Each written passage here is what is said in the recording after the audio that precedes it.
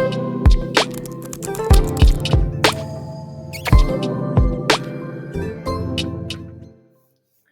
Guys, क्या कर रहे हो? बस फिर से स्वागत है हमारे खूबसूरत से यूट्यूब चैनल स्टूडियो पे। आपका आपके लिए हम लेके आए स्टूडियो मैथ प्राइम। इसके अंदर अपन करेंगे लीनियर अलजेब्रा के कुछ सवाल। तो अपन शुरुआत करते हैं आज डे 1 की। तो चलिए स्टार्ट करते हैं। आपको करना क्या है, जैसे जैसे मैं क्वेश्चन की स्लाइड खोलूँ ना, आपको क्या करना है, वीडियो को पॉज करके क्वेश्चंस करने हैं। फिर बाद में मैं आपको सॉल्यूशन बताता हूँ, ठीक है?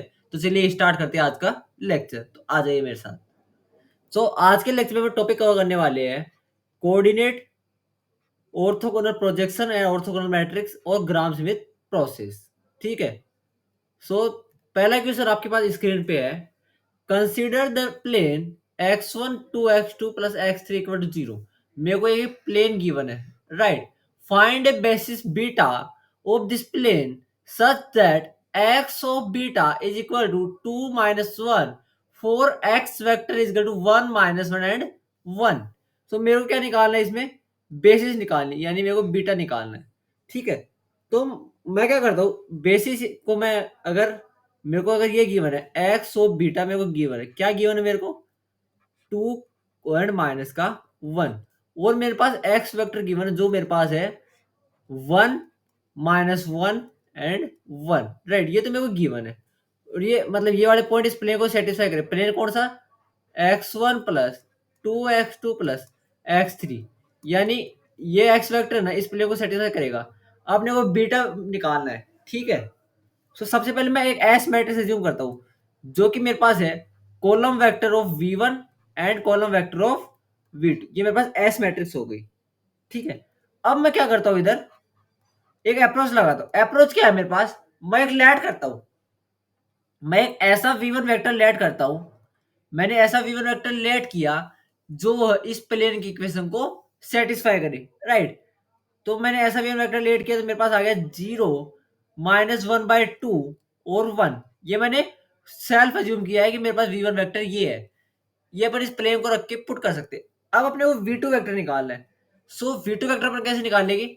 आप एक चीज जानते हो कि x vector is equal to s time of x of beta होता है। ये चीज आप जानते हो, राइट?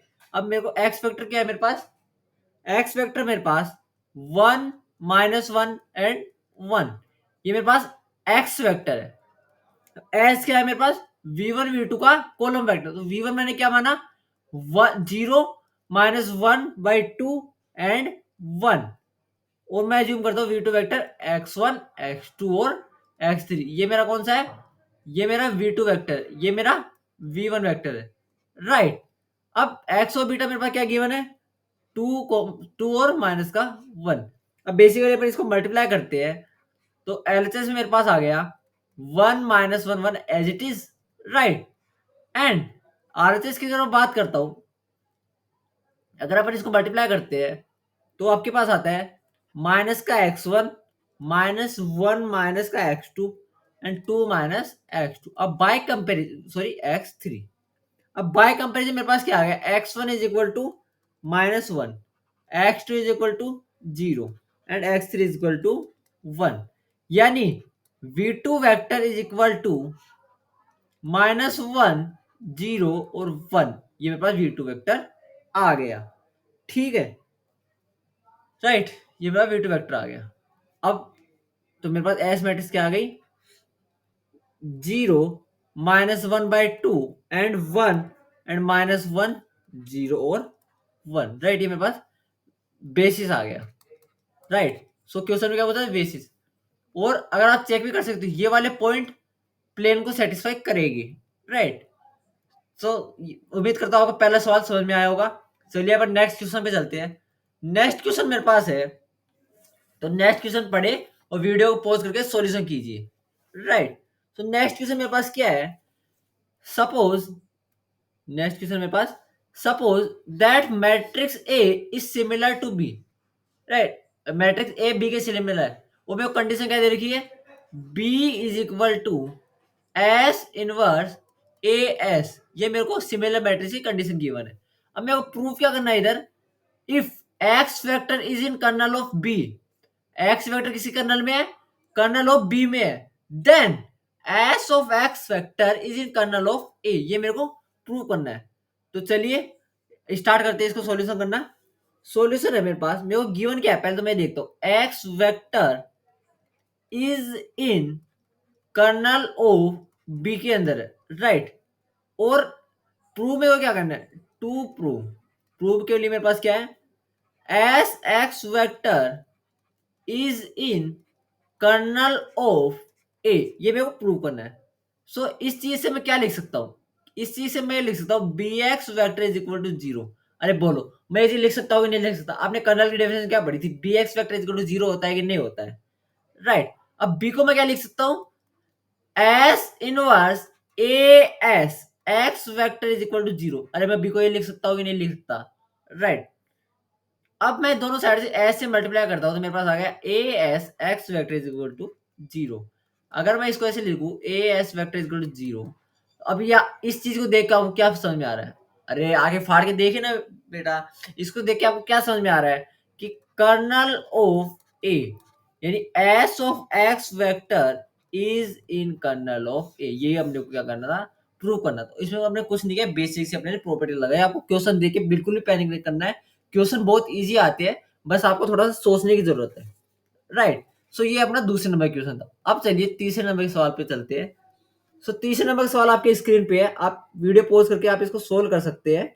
सो तीसरे नंबर का सवाल पढ़िएगा। सवाल है मेरे पास, क्वेश्चन क्या है मेरे पास, कंसिडर द लीनियर सिस्टम। मेरे को लीनियर सिस्टम ये वाला गिवन है, that is equal to this, ये मेरे को गिवन है। अब मेरे को करना क्या है यहाँ पे, find all vector of x vector is equal to 1 x2 and x3 such that tx is a scalar multiple of x vector, be prepared to deal with irrational numbers। एक तो मेरा ये है, and find a basis beta of r cube such that beta matrix b of t is diagonal। मेरे को दो चीज find करनी है। तो चलिए स्टार्ट करते हैं, अब देखते कैसे अप्रोच लगाते हैं, ठीक है। तो चलिए स्टार्ट करते हैं। सबसे पहले मैं अज्यूम करता हूँ, मेरे को अगर गिवन है कि ये ना all vector are form is such that T x vector is scalar multiple of x. T x vector is scalar multiple of x का मतलब क्या हुआ, यानी T of x vector is lambda time of x vector. Lambda क्या माना मैंने, एक scalar माना, ठीक है। वो गिवन क्या है मेरे को, T of 1 x2 x3 that is equal to x2 x3 and x2 plus x3, ये मेरे को क्या है, गिवन है, राइट। ये आप देख सकते हो क्वेश्चन में, ये मेरे को गिवन है। अब मैंने क्या किया, इसको ऊपर वाले पुट करता हूं तो मेरे पास क्या है, lambda of 1 x2 x3, lambda of 1 x2 x3 that is equal to, अब मैं इसको सेपरेट करता हूं, इस वाली चीज को मैं सेपरेट करता हूं, राइट। सो ये हो गया मेरे पास x2 0 and x2, right, plus 0 x3 right. So lambda time of lambda x2 lambda x3, lambda को मैंने क्या किया, अंदर मल्टीप्लाई किया, राइट। सो ये मेरे पास हो गया x2 0 x2 plus 0 x3 and x3, right. अब इधर से मेरे पास लैम्बडा कितना आ गया, लैम्बडा आ गया मेरे पास x2 के बराबर। लैम्बडा किसके बराबर आ गया मेरा, x2 के बराबर आ गया। और lambda of x2 is equal to x3, right. So x3 आ गया मेरे पास लैम्बडा का स्क्वायर, ठीक है। और लास्ट वाली कंडीशन क्या है मेरा, इस वाली कंडीशन से, पहली कंडीशन से मेरा ये आया, दूसरी कंडीशन से मेरा ये आया। अब मैं लास्ट वाली कंडीशन लगाता हूं तो मेरा हो गया lambda x3 is equal to x2 plus x3। So इससे मेरा है lambda cube is equal to lambda plus lambda square. इससे मेरा ये है, मेरे पास तीन कंडीशन आ गई।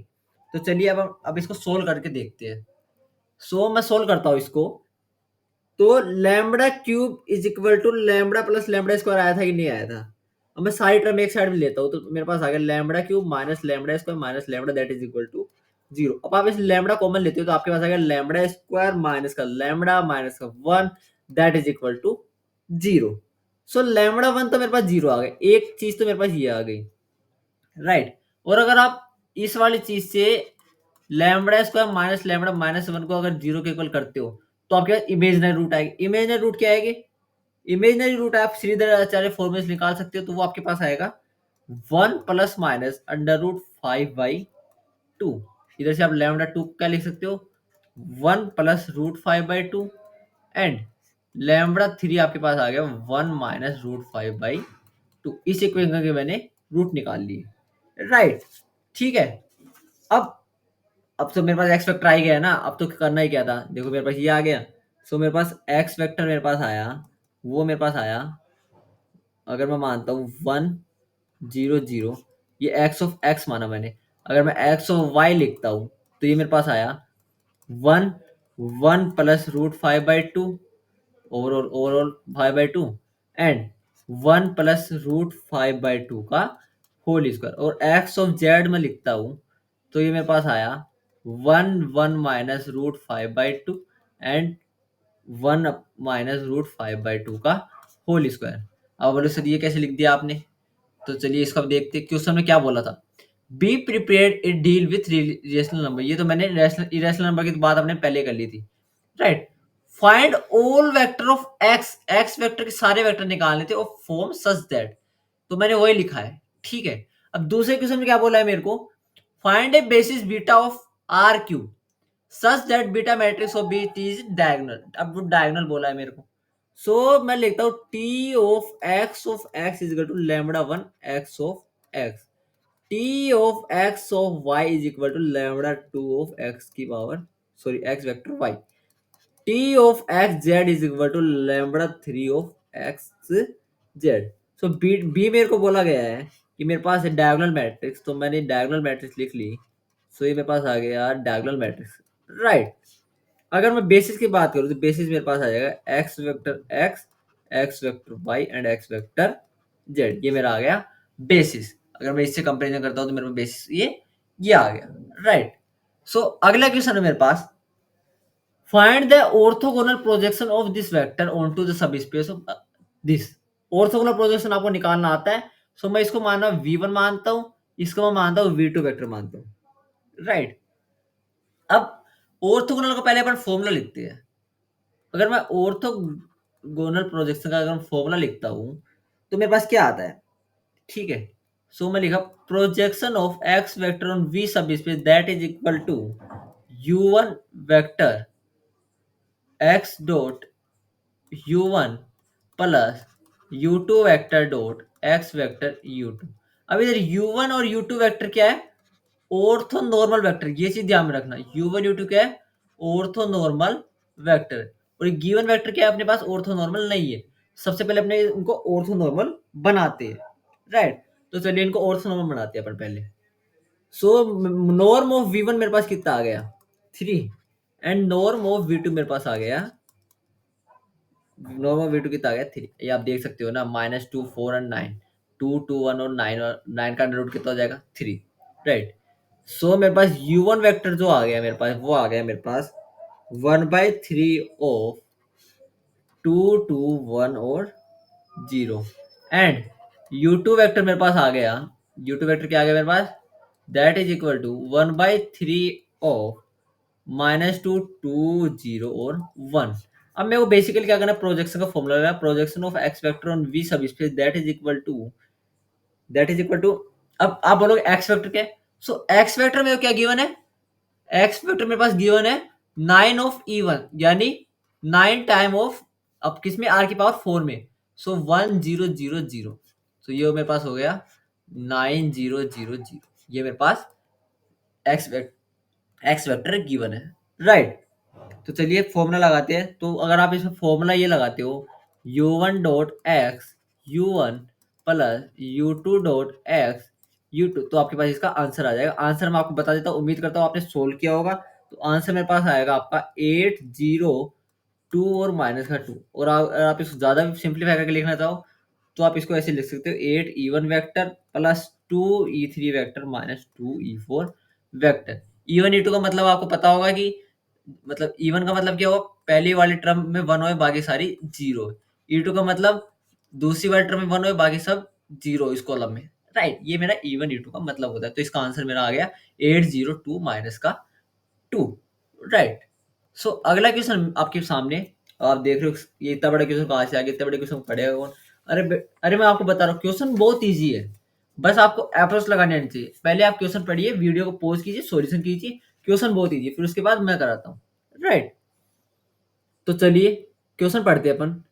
देयर आर थ्री एग्जाम है pass in your linear algebra class, and you theorize that your score in each exam out of 100, each exam कितने में से हो रही है, आउट ऑफ 100 में से, will be numerically equal to the number of hours you study for that exam.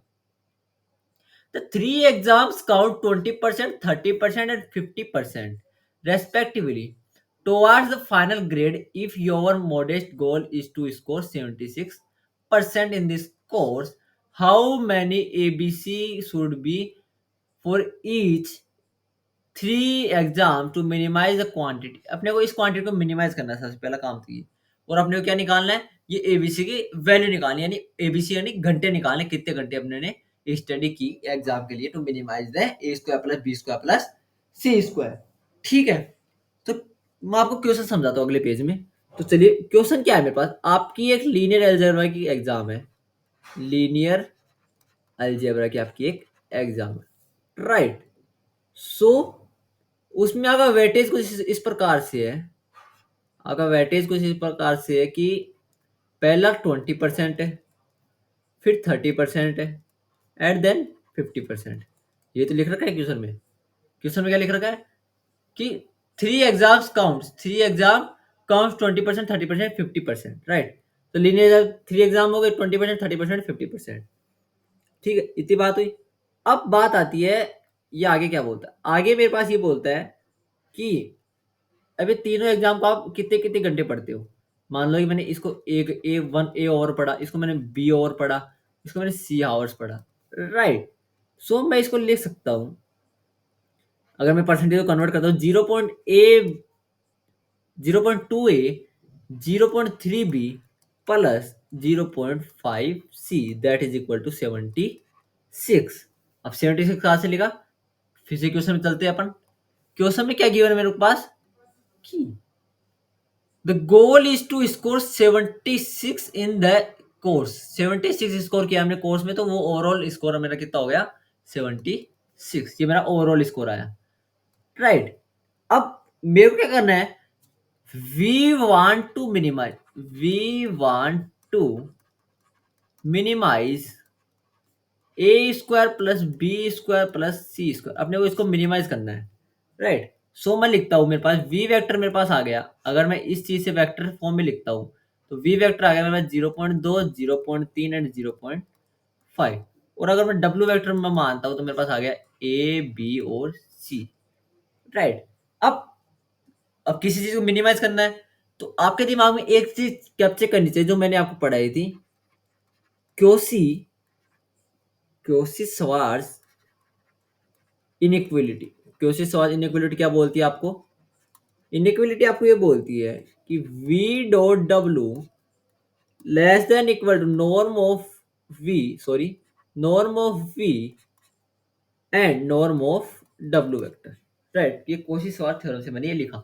अब इन दोनों का अगर अपन डॉट करते हैं, तो मेरे पास आएगा 0.2 a 0.3 b and 0.5 c less than equal to, अगर आप इसका डब्ल्यू वेक्टर का अगर आप नॉर्म लेते हो, तो 0.2 का स्क्वायर, 0.3 का स्क्वायर प्लस 0.5 का स्क्वायर, राइट।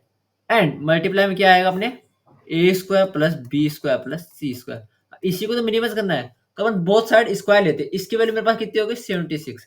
अब मैं बोथ साइड स्क्वायर लेता हूँ, तो ये हो गया मेरे पास 76 का square less than equal to, अब इसका स्क्वायर, इसका सॉल्यूशन कितना है मेरे पास, अगर इसको अपन सोल्व करते हैं, तो मेरे पास आएगा 0.38। सो क्या 0.38, राइट। और ये हो गया मेरे पास A square plus B square plus C square. So इधर से मेरे पास आ गया A square plus B square plus C square. अब मैं इसको एक साइड लेता हूँ, तो ये मेरे पास आ गया 76 का, सॉरी 76 का whole square, right, upon 0.38, that is equal to 5020। ये अपन इसको मिनिमाइज करके लिख दिए, राइट। अब मैं बात करता हूं ये इक्वलिटी कब आती है। इक्वलिटी जब आएगी जब आपका v and w linearly linearly independent होगा, राइट। v और w क्या होगा, लीनियरली इंडिपेंडेंट होगा, तब आपकी इक्वलिटी होल्ड होएगी। अब मेरे को बात आती है कि क्वेश्चन में ये तो मैंने इसको मिनिमाइज किया, सबसे पहले मैंने क्या किया, इसको मिनिमाइज किया। अब बात आती है कि how many hours ABC should you study, यानी मेरे को एबीसी की वैल्यू फाइंड करनी है। पहले मैंने इसको मिनिमाइज तो कर दिया, लेकिन अब मेरे को वैल्यू फाइंड करनी, तो वैल्यू फाइंड करने के लिए मैं डब्ल्यू वेक्टर को अज्यूम करता हूं। W vector is equal to W vector is equal to lambda 0.2 times of lambda 0.3 times of lambda. मैं इसको एक वेरिएबल में लेके चलता हूँ तो मेरे लिए इजी हो जाएगा। अगर आप मल्टीपल वेरिएबल लेके चलते हो तो आपके लिए इक्वेशन सोल्व करना हार्ड हो जाता है, ठीक है। अब मैं इसको इक्वेशन में पुट करता हूँ तो मेरे पास हो गया 0.2। अगर मैं एक ही जगह 0.2 पुट करता हूँ, 0.2 lambda plus 0.3 0.3 lambda plus 0.5 0.5 lambda that is equal to 76, ये मेरे को गिवन है। अगर आप इस इक्वेशन को सोल्व करते हो तो आपके पास आ जाता है lambda is equal to 200, right. So अगर मैं w की वैल्यू निकालता हूँ अगर पर्टिकुलर केस के लिए, तो मेरे पास आएगा 40 60 और 100, राइट। या आप इसमें पुट करके निकाल सकते हो, लैम्बडा की वैल्यू पुट करके आप इसको, मतलब लैम्बडा की वैल्यू आप इसमें पुट करोगे, आपकी डब्ल्यू की वैल्यू आ जाएगी। सो ये मेरे पास हो गया A over B over and C over. आपको इतने घंटा पढ़ना पड़ा।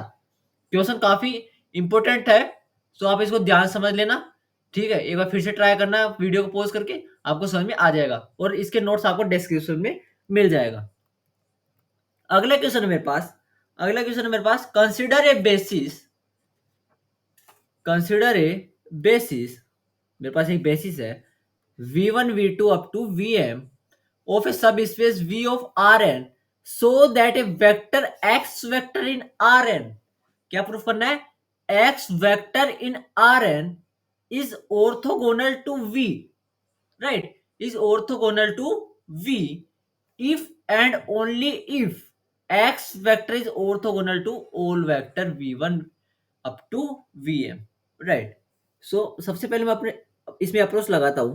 अप्रोच क्या है मेरे पास कि मेरे को गिवन क्या है, x vector is orthogonal to all vector v one, right. ये क्या है, ये तो मेरे को प्रूफ करना है, तो मैं लगाता हूं x vector belonging to R n let, ये मैंने लेट किया, x vector belonging to R n is orthogonal to v which implies which implies x dot v is equal to 0 for any v vector belonging to v subspace, right। अब एक चीज मेरे को given है, if x vector is orthogonal to all vector, ये मेरे पास condition given, condition लिख रहा हूं मैं क्वेश्चन के हिसाब से, राइट। अभी मैं क्या कर रहा हूँ, कंडीशन लिख रहा हूँ क्वेश्चन के हिसाब से, जो भी क्वेश्चन में गिवन है वो चीज मैं आपको बता रहा हूँ, राइट। ये मेरे पास क्वेश्चन में गिवन है, राइट। अब मैं क्या करता हूँ, एक कोई वेक्टर लेता हूँ, रैंडम वेक्टर लेता हूँ। अब पहले मैं आपको ये बताता हूँ प्रूफ क्या करना है। सो मैं लिखता हूँ to prove x vector is orthogonal to subspace capital V. So मैंने वी वेक्टर लिया belonging to v subspace, right. So मैं क्या करता हूँ, मेरे को क्या प्रूफ करना है, x dot capital V that is equal to 0। So मैंने v को अज्यूम किया summation of i is to 1 to m, कोई भी मैंने रैंडम c लिया और ये c i belongings to r। इसको मैं ऐसे लिख सकता हूँ, कि नहीं लिख सकता, किसी सब स्पेस को मैं ऐसे लिख सकता हूँ ना। सो इसको मैं x डॉट वी लिखता हूँ, इस चीज को मैं x डॉट वी लिखता हूँ। सो ये मेरे पास हो गया x वेक्टर दोनों साइडों में मल्टीप्लाई करने पे summation of i is to 1 to m c i v i, right. अब मैं x को अंदर मल्टीप्लाई करता हूँ तो ये मेरे पास i is to 1 to m x c i v i, right. ये मेरे पास हो गया summation of i is to 1 to m c i को बाहर लेता हूँ, एक्स डॉट वी आई करता हूँ, एक्स डॉट वी आई मेरे पास क्या हो जाएगा, जीरो। तो ओवरऑल टर्म क्या हो जाएगी मेरे पास, जीरो। सो मेरे पास एक्स डॉट वी क्या आ गया, जीरो। अब यही तो मेरे को प्रूव करना था कि एक्स डॉट वी मेरा जीरो आता है कि नहीं आता, राइट। सो ये मेरे को प्रूव करना था, सो ये मैंने प्रूव कर दिया। बहुत आसान है, आपको बस पैनिक नहीं करना है, क्वेश्चन बहुत ईजी आएगा, आपको आराम से करते जाना है, राइट। अगला क्वेश्चन है मेरे पास, perform the Gram Schmidt process. आपको इस पे ग्राम स्मिथ प्रोसेस लगानी है, ठीक है। तो चलिए इस पे ग्राम स्मिथ प्रोसेस लगाते हैं, बहुत आसान क्वेश्चन, आराम से हो जाएगा। ठीक, तो ग्राम स्मिथ प्रोसेस आप कैसे लगाते हो इस पे, वो देखते हैं। इसको मैंने माना v1 वेक्टर, इसको मैंने माना v2 वेक्टर। अब ग्राम स्मिथ प्रोसेस आपको मैंने पढ़ाई थी, क्या पढ़ाई थी कि u1 जो वेक्टर होता है ना वो v1 के इक्वल होता है, और u2 जो वेक्टर होता है ना वो आता है आपका v2 माइनस इन प्रोडक्ट स्पेस हो u2, क्या आता है, सॉरी, v2 u1, ये क्या है v2 u1 upon upon u1 का स्क्वायर और v1। इससे मेरा क्या आएगा, ऑर्थोगोनल वेक्टर आएगा। क्या आएगा, ऑर्थोगोनल वेक्टर आएगा। लेकिन आपको क्या निकालना होता है, ऑर्थो नॉर्मल। क्या निकालना होता है, ऑर्थो नॉर्मल वेक्टर। सो आपको क्या करना पड़ेगा, इससे जो भी वेक्टर आएगा ना उसको आपको इसके नॉर्म से डिवाइड करना है, ठीक है। तो चलिए मैं निकाल के दिखाता हूँ आपको। तो u1 वेक्टर मेरा हो गया is equal to v1, that is equal to 6 3 और 2। अब आप u1 का नॉर्म लेते हैं तो वो आपके पास आ जाएगा, u1 का नॉर्म कितना आ जाएगा आपके पास, u1 का नॉर्म आ जाएगा आपके पास, ये हो गया under root of 36 plus 9 plus का 4। तो ये आपके पास हो गया दैट इज इक्वल टू 9 और 45, 45 4 4 49, दैट इज इक्वल टू 7। ये आपका u1 कितना आ गया, 1/7, ये हो गया 6 3 और 2। ये मेरा u1 आ गया। सिमिलरली आप u2 निकाल सकते हो, ये आप होमवर्क में कर लेना है, बस फॉर्मूले पुट करना है और उसका नॉर्म से आपको डिवाइड करना है। सो अब अगले क्वेश्चन के ऊपर चलते हैं। अगला क्वेश्चन मेरे पास क्या है, orthonormal basis, find orthonormal basis, find orthonormal basis of the kernel of the matrix. ये इस मैट्रिक्स का कर्नल की ऑर्थोनॉर्मल बेसिस निकालनी है। तो सबसे पहले अपने क्या करना पड़ेगा, कर्नल निकालनी पड़ेगी ना।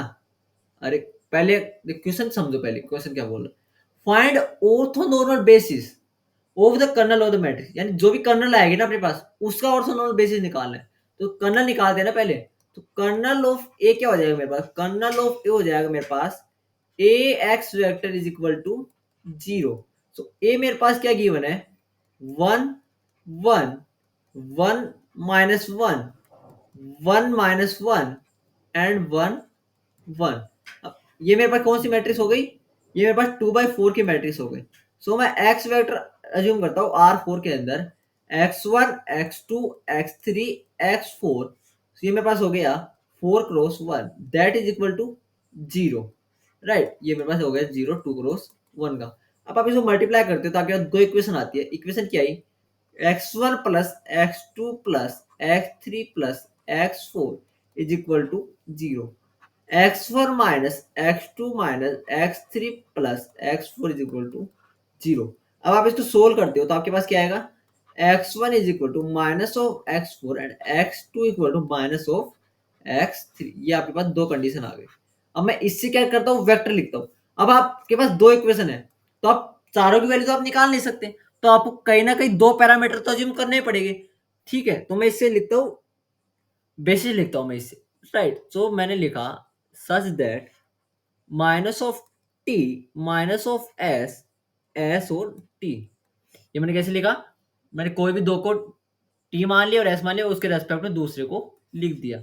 अब मैं इसको ऐसे तो लिख सकता हूँ ना, टी को अगर मैं बाहर लेता हूँ तो मेरे पास आ जाएगा माइनस का 1 0 0 एंड 1। अगर मैं एक बार एस को बाहर लेता हूँ तो ये मेरे पास आ जाएगा 0 माइनस 1 1 और 0, राइट।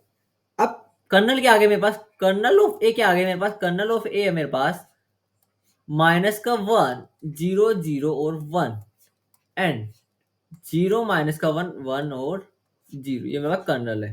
अब आपको क्या इसका ऑर्थोनॉर्मल बेसिस निकालना है। अगर मैं इसको v1 मानता हूँ इसको v2 मानता हूँ तो ऑर्थोनॉर्मल बेसिस क्या हो जाएगा मेरे पास, मतलब इसका नॉर्म से डिवाइड करना है ना।